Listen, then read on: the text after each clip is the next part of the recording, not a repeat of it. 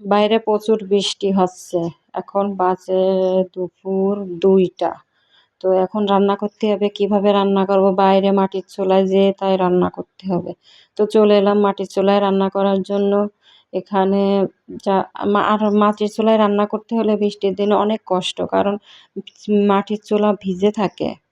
আর আগুন ধরতেই চায় না।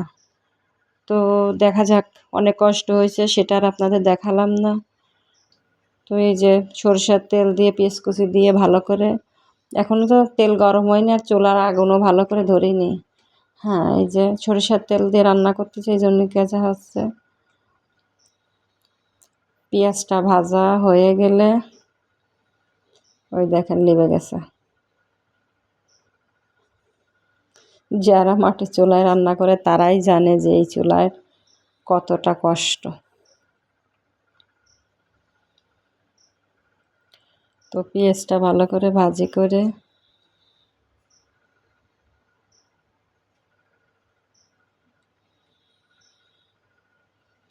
এর ভিতরে প্রয়োজন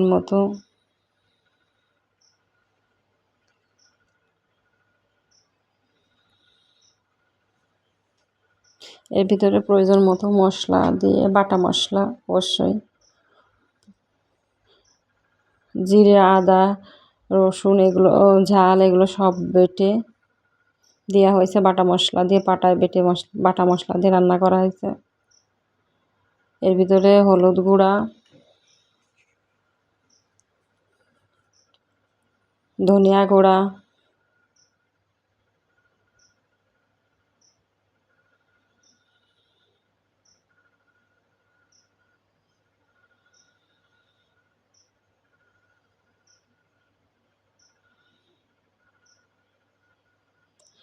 স্বাদ মতো লবণ,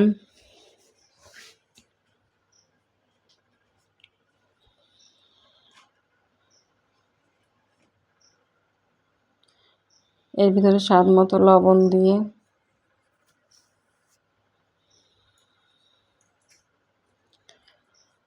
আর একটু পানি দিয়ে ভালো করে কষাইয়ে, ভালো মতো কষাই নিয়ে তারপরে রান্না করতে হবে।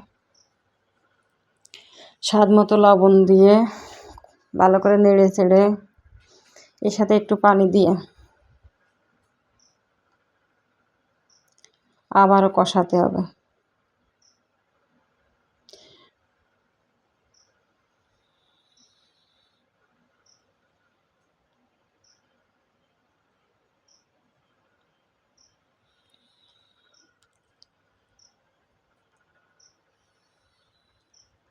মশলাটা কষানো হচ্ছে।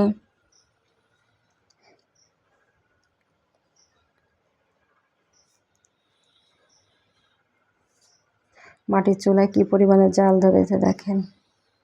এখন আর রান্না করতে কষ্ট নেই। মশলাটা ভালো করে কষানো হচ্ছে।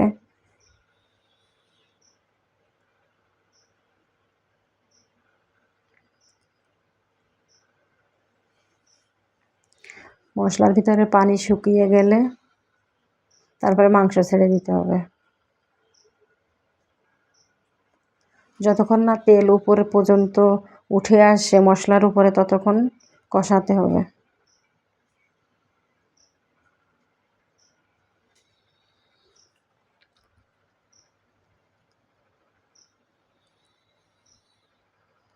এখনো পর্যন্ত তেল উঠে আসেনি। এদিকে আলু ছোলার কথা মনে ছিল না, তো আলু ছিলে নিচ্ছে। আলু আবার অন্য একটা কড়াইতে ভেজে নেওয়া হবে। মশলার উপরে তেল এখনো উঠে আসেনি।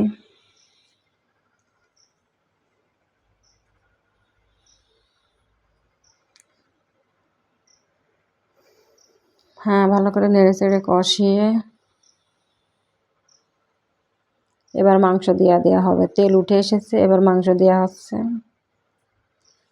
মাংস দেওয়ার পরে আবার কষানো হবে।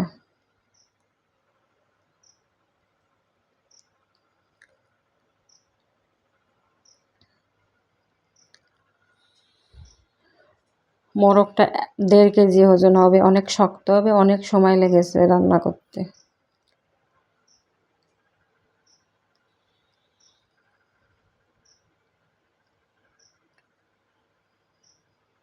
মাংসটা ভালো করে নেড়ে চেড়ে কষিয়ে অনেক সময় ধরে কষানো হচ্ছে।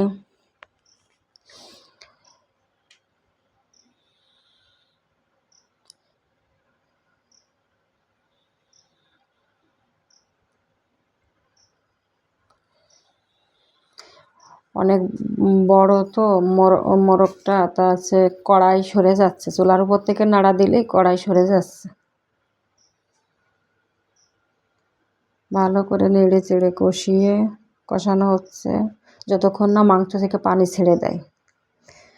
হ্যাঁ, মাংসটাকে পানি ছেড়ে দিয়েছে, কষানো প্রায় শেষ। এখন আবার সিদ্ধ করার জন্য পানি দেওয়া হচ্ছে। হ্যাঁ, সিদ্ধ করার জন্য পানি দেওয়া হচ্ছে। অনেকটাই পানি লাগবে, কারণ মোরগটা অনেক বড় ছিল। অরিজিনাল দেশীয় মোরগ অনেক শক্ত হয়। গ্রামের মানুষগুলো বুঝবে। অনেকটা পানি দেওয়া হলো।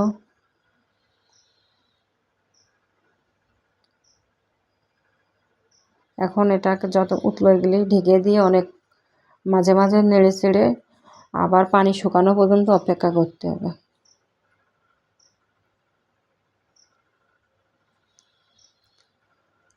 পানি শুকিয়ে গেলে আবারও কষাতে হবে। আর একটু পানি দেওয়া হলো।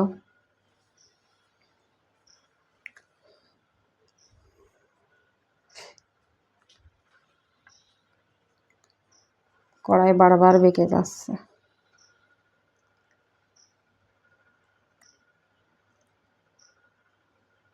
এদিকে বাইরে কিন্তু বৃষ্টি এখনো পড়ছে, প্রচুর বৃষ্টি আসছে বাইরে, এখনো বৃষ্টি পড়ছে। হ্যাঁ, পানি শুকিয়ে গেছে। এদিকে বৃষ্টি হচ্ছে, তো আর অপেক্ষা করতে পারলাম না। এই যে খাওয়া দাওয়া শুরু হয়ে গেছে। আমার ভাই, মানে আমার ভাসুর খাওয়া দাওয়া শুরু করেছে।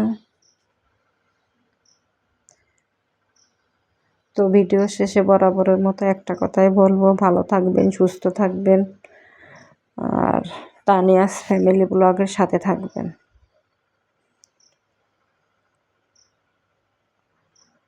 ধন্যবাদ সবাইকে।